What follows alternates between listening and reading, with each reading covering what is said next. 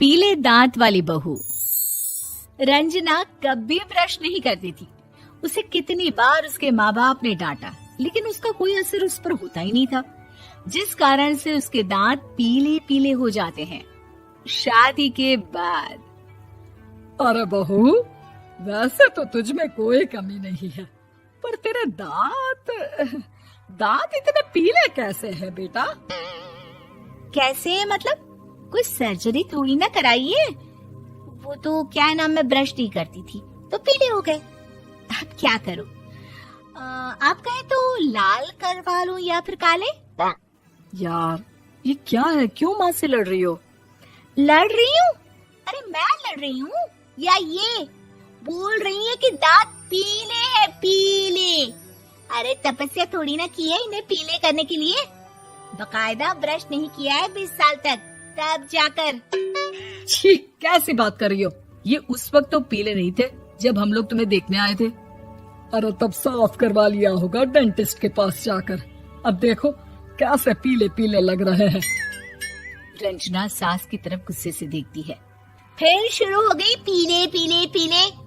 अरे पीले तो तब भी थे जब मेरे हाथ का रसगुल्ला उड़ा उड़ा कर खा रही थी और बोल रही थी, लड़की नहीं गुणों का खजाना दे रहे भाई साहब आप। खैर, अब वो लोग करते भी तो क्या करते, पीले दांत वाली बहू पल्ले पड़ी थी तो झेलना तो था ही। एक दिन कीर्तन में रंजना गाना गा रही थी। अरे कमला बहन, माँ का द्वार है, यहाँ तो सब शुद्ध होकर आते हैं, फिर अपनी बहू को ब्रश भी नहीं करवाती तुम।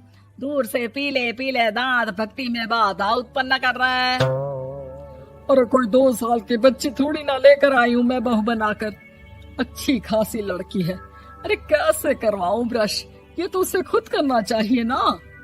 अब माँ बाप तो इसके जैसे तैसे निपटा दिए, ये नहीं सोचा कि सास कैसे संभालेगी। सास बहू को लेकर घर आ जाती है, लेकिन सोच लेती है कि अब इसे लेकर कहीं नहीं जाएगी। अगले रोज बहू कहती है, अरे क्या हो गया, मंदिर नहीं जाना क्या? कीर्तन का वक्त हो रहा है।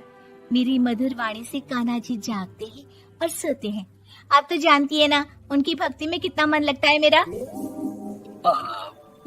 वो क्या है ना, तबीयत ठीक नहीं लग रही है मेरी, आराम करूंगी मैं। तबीयत ठीक नहीं लग रही? अभी तो मिथुन के गाने पर नाच रही थी आप, और अब बोल रही है कि तबीयत ठीक नहीं लग रही। अरे भक्ति में मन लगा लो सासू माँ, ऊपर जाना है, क्या मुंह दिखाओगी आप? हाँ? सास को बहू की बात पर गुस्सा आ जाता है। मैं क्या मुंह दिखाऊंगी, इसकी चिंता तो ना कर, समझी? अपने मुंह की चिंता कर, जो ये पीले पीले दांत लेकर हर जगह पहुंच जाती है। पता है लोग कितना मजाक बनाते हैं। ना जी ना, मैं नहीं जाना कहीं तेरे साथ। तो ये बात है। कोई ना, मत जाओ, मैं अपने कमरे में ही बैठकर भक्ति कर लूंगी। ऊपर वाला दांत थोड़ी ना देखता है, मन देखता है, भावना देखता है। और अरे बस बस, तू सब कुछ दिखा, बस ये सफेद चमकदार दांत ना दिखाना किसी को, है? जा यहाँ से। बहू को सास की बात का कोई फर्क नहीं पड़ता, वो तो जैसी थी वैसी ही रह जाती है। सुबह नहाकर किचन में खाना बनाना, फिर खाना खाना, कीर्तन भजन करना और सो जाना। एक दिन, माँ जी मैं सहेली के घर जा रही हूँ, शाम को लेट आऊंगी। हाँ हाँ तो जाना, मैंने कौन सा तेरी आरती करनी है घर पर बैठकर। रंजना सहेली के घर जाती है, जहाँ वो पार्टी में जाने की तैयारी कर रही होती है। अरे शिखा, कहाँ जाने की तैयारी कर रही है? मैं गलत वक्त पर आ गई क्या? अरे नहीं यार, उल्टा सही वक्त पर आई है। मैंने ये साड़ी और ज्वेलरी निकाली है यार, शाम को इनके ऑफिस की एक पार्टी में जाना है। बताना कैसा लग रहा है ये सब? नहीं यार, इस ड्रेस के साथ तो वो वाली ज्वेलरी अच्छी लगेगी। हाँ हाँ सही बोल रही है, मैंने ध्यान ही नहीं दिया। वैसे तो हमेशा से मस्त फैशन सेंस रखती है। तो बड़ा जाती होगी ना पति के साथ पार्टी में। रंजना कुछ नहीं बोलती, बस सोचती है कि यार काश ये बात सही हो जाती, पर मैं क्यों नहीं जाती पार्टी में? क्या इन लोगों की कोई पार्टी होती नहीं होगी? रंजना घर आती है और रात में पति से सवाल करती है, एक बात बताइए, आप मुझे किसी पार्टी में क्यों नहीं ले जाते? क्या आपके यहाँ ऑफिस में पार्टी नहीं होती? पति बेचारा क्या कहता कि दांत पीले हैं तुम्हारे इसलिए। अरे कोई पार्टी होती नहीं हम लोगों के ऑफिस में, तो कहाँ से लेकर जाऊं? और मार्केट, मॉल, कहीं वीकेंड घूमना, कहीं तो। अरे यार सारे हफ्ते में एक छुट्टी मिलती है, तो सोचता हूँ कि आराम ही कर लूं। क्यों? रंजना मन मार के रह जाती है। पहले कभी सास के साथ मंदिर जाया करती थी, लेकिन वो भी सास ने ले जाना बंद कर दिया। घर बैठी बैठी रंजना बोर हो जाती है। तभी उसे आइडिया आता है और वो मायके जाने का सोचती है। सासू माँ, 2 दिनों के लिए मम्मी के घर जा रही हूँ।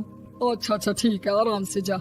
और हाँ, माँ से कुछ अच्छी आदत सीख कर आना कि कैसे शरीर के हर भाग की तरह दांतों की सफाई भी जरूरी होती है, समझी? शुरू हो गई ना आप। वो लोग आपकी तरह नहीं है कि छोटी छोटी बात का बतंगड़ बना दे। उन लोगों के लिए मैं मायने रखती हूँ, ना कि मेरे पीले पीले दांत। रंजना माँ को बिना बताए उन लोगों को सरप्राइज देती है, लेकिन जैसे ही वो दरवाजे पर पहुँचती है, अंदर देखती है कि घर वाले कहीं जा रहे होते हैं। अब माँ, काश रंजना दीदी के दांतों वाली प्रॉब्लम नहीं होती, तो वो भी हम लोगों के साथ चलती ना बुआ जी की बेटी की शादी में। हाँ बेटा, लेकिन अब उसे कौन समझाए कि उसको उसके पीले दांत नहीं दिखते, लेकिन उसके आसपास के लोगों को कितना एम्बैरेसिंग फील कराते हैं। मुझे तो कितनी बार उसके स्कूल की टीचर ने शिकायत की कि उसके साथ कोई लड़की बैठना भी नहीं चाहती, और ना ही कॉलेज में कोई उससे बात करना चाहता था। लेकिन पता नहीं क्यों उसे ये बात समझ में ही नहीं आती। कोई कमी नहीं है उस लड़की में, बस यही कि दांत पीले हैं। वो तो भला हो जीजाजी और उनकी माँ का, जो दीदी को जैसी है वैसे ही रखा हुआ है। रंजना को अपने घर वालों की बात सुनकर बहुत दुख होता है। वो सोचती है कि वो क्या करे, लेकिन फिर वो सीधा डेंटिस्ट के पास जाती है, अपने दांत चमकाती है और कसम खाती है कि वो रोज ब्रश करेगी। अरे क्या हो गया? तुम तो 2 दिनों के लिए गई थी ना, पर कोई ना, अच्छा है, चलो आ गई तो। रंजना सास के सामने आकर खड़ी हो जाती है और पूरी स्माइल करती है, उसके चमकदार दांतों को दिखाती हुई। हैं? चले मंदिर। माँ, मुझे माफ कर दीजिए, मैंने आप लोगों को बहुत एम्बैरेसिंग फील करवाया। मैं आज से रोज ब्रश करूंगी।